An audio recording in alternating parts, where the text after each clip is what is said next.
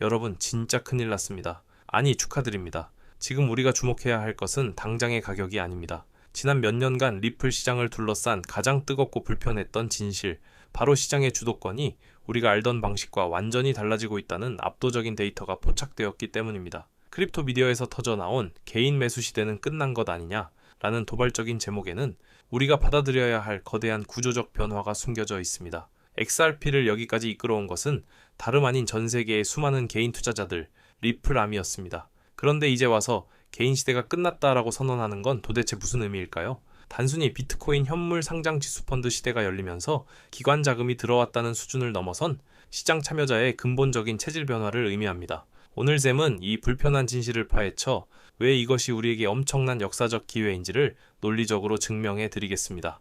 XRP라는 종목은 다른 어떤 알트코인들보다 개인 투자자들의 서사와 스토리가 가장 많이 쌓인 코인입니다. 우리나라만 해도 리플암이라는 집단이 실제로 존재하며 가끔 업비트 거래량이 바이낸스를 능가할 정도로 강력한 리테일 파워를 자랑해왔습니다. 2017년, 2020년 사이클마다 한 번 터지면 끝장난다는 믿음으로 수많은 투자자들이 지독했던 SEC 소송이라는 지랄맞은 상황적 악재 속에서도 몇 년씩 물량을 꽉 쥐고 버텼습니다. 그런데 이제 와서 개인 매수 시대가 끝났다는 말은 너희들의 노력을 인정하지만 이제부터는 진짜 어른들, 즉 기관 자본이 판을 만들어 갈 거다라는 일종의 해석으로 등장합니다. 듣기에 따라서는 묘한 감정이 들 수 있지만 자본의 흐름은 흐르는 대로 흘러가고 있습니다. 우리의 감정보다 중요한 것은 왜 이런 이야기들이 나오는지 그 구조적 배경과 이유를 심층적으로 분석하는 겁니다. 이 논쟁의 핵심 근거는 바로 XRP 리치 리스트의 최근 변화에 있습니다. 리치 리스트는 누가 얼마나 많은 XRP를 어떤 규모의 지갑에 들고 있는지를 구간별로 보여주는 표인데요. 지난 3개월 동안 이 리스트에서 믿기 힘들 정도로 급격한 변화가 포착되었습니다. 상위 지갑들이 조용히 XRP 물량을 쓸어 담는 압도적인 매집 행태가 드러났습니다. 이러한 개인 매수 시대 종료론의 근거는 구체적인 데이터로 뒷받침됩니다. 우리가 알던 XRP 시장의 성격 자체가 근본적으로 바뀌고 있음을 증명하는 데이터입니다. 진짜 큰 손들이 어떤 움직임을 보였는지 두 가지 데이터 쇼크를 통해 확인해 보겠습니다. 먼저 2천만 개에서 1억 XRP를 보유한 지갑 수를 보시죠. 3개월 전에는 159개였던 이 지갑 수가 지금은 215개로 폭발적으로 증가했습니다. 2천만 XRP는 현재 기준으로 환산하면 한화로 약 500억 원이 넘습니다. 이 정도 물량을 들고 있다는 것은 웬만한 회사 오너나 펀드, 초고액 자산가들입니다. 이 구간 지갑들이 들고 있는 XRP 총량은 이미 100억 개를 넘어섰습니다. 여기서 더 올라가서 1억 개에서 5억 XRP를 보유한 지갑들의 움직임도 충격적입니다. 이 구간은 1억 XRP가 약 2,600억 원에 달하는 개인이라는 단어를 쓰기 민망한 기관 및 펀드의 영역입니다. 이들은 지갑 수는 비슷했지만 보유 물량 자체를 3억 6천만 개 정도 더 늘렸습니다. 눈에 띄지 않게 조용히, 그러면서도 엄청난 규모의 물량을 확보하고 있었다는 뜻이죠. 이 두 고래 구간, 즉 상위 지갑들이 현재 들고 있는 XRP를 모두 합치면 약 214억 개에 달합니다. 이것은 전체 유통량의 무려 35.5%에 해당합니다.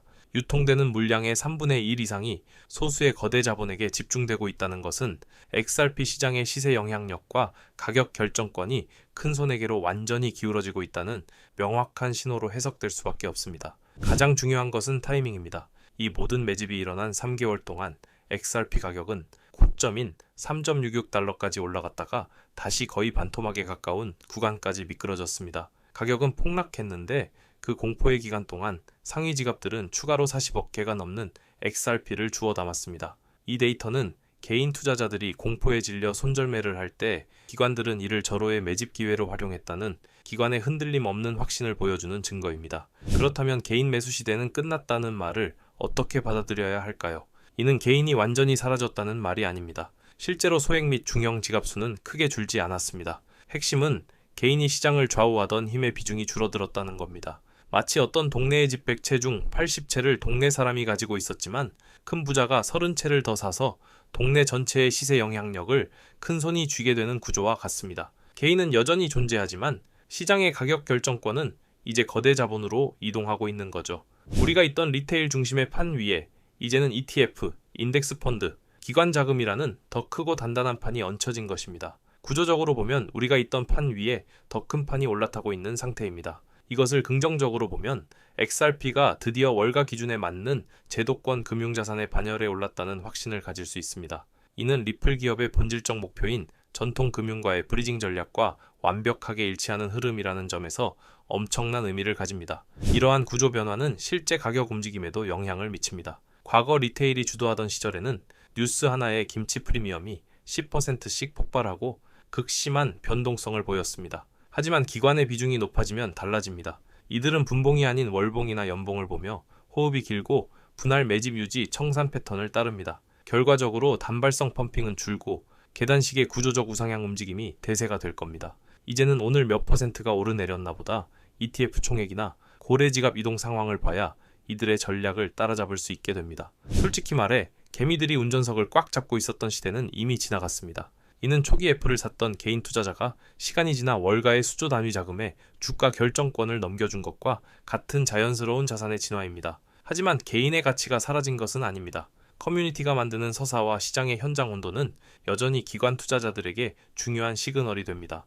우리의 역할은 시세를 좌우하는 운전자가 아닌 이 거대한 장기판 위에서 함께 오래 버티는 핵심 동반자로 재정립되어야 합니다. 불편한 진실을 인정하고 이 판의 변화를 읽어내는 것이 지금 우리에게 가장 중요한 과제입니다. 기관이 가격 하락기에 대규모로 매집했다는 것은 그들이 XRP의 제도권 안착에 대해 가장 강력하고 합리적인 확신을 가지고 있다는 증거입니다. 이 엄청난 기회를 놓치지 마십시오. 시장의 자본과 변동성에 휘둘리지 않고 현명하고 전략적인 장기 홀딩 관점을 견지해야 할 최적의 타이밍입니다. 오늘 준비한 소식은 여기까지입니다. 오늘 영상 유익하셨다면 구독과 좋아요 한 번씩 부탁드리고요. 저는 다음에 더 좋은 정보와 소식으로 찾아뵙겠습니다. 여러분의 성공적인 투자를 기원합니다. 감사합니다.